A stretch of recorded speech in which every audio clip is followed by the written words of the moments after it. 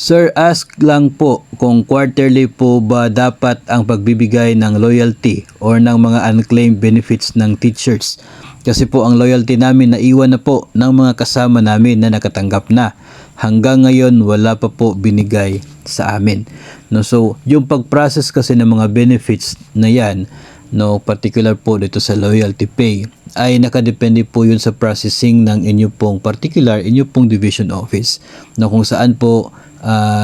pinaprocess yung claims po ninyo. No, depende po yun sa processing time nila at depende po yun sa dami ng kanilang pinatrabaho o kaya ay doon po sa available na pondo. I'm just really not sure kung saan kinukuha yung pondo dyan, pero pwede kasi na if ever yung inyo pong division ay yung processing nila sa pagbabayad ay quarterly, no, pwede ganun siguro, no, pero may mga cases kasi na monthly naman yung pagbibigay o pagbabayad nila ng mga benefits ng mga teachers, which is for me ay mas mabuti po, no, mas mabuti if magiging monthly yung pagbabayad po. Siguro depende na rin, no, kung ano po yung source ng kanya pong pondo for that particular benefit.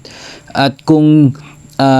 nangyayari po na sa inyo ay quarterly tapos kayo naman po ay nauna tapos hindi pa nabayaran, yung kasamahan po yun na nahuli ay nabayaran na, sa mga cases na katulad po nito ay mas mabuti po na mag-follow up kayo doon po sa opisina, no, ng inyo pong division office para malaman po ninyo kung ano po yung status ng inyo pong claim, nasaan na yung documents at ano po yung hinihintay, no, bakit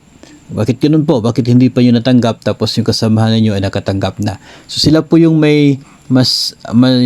alam, no, doon sa proseso na ginagawa po nila at doon particular sa actual na status ng inyo pong claim. Kaya mas mabuti po na makipag-ugnayan sa kanila. Mayroon po kayong school heads, pwede naman po siguro na makisuyo para makapag-follow up doon, o kaya ay sa sino man po naka-assign sa inyong paaralan na mga administrative officers, no, na pwede po ninyong pakisuyuan na siya pong in behalf sa inyo ay mag-follow up sa mga claims ninyo para malaman po ninyo yung status, no, at kung mag-i-expect kayo kung kailan po yan matatanggap.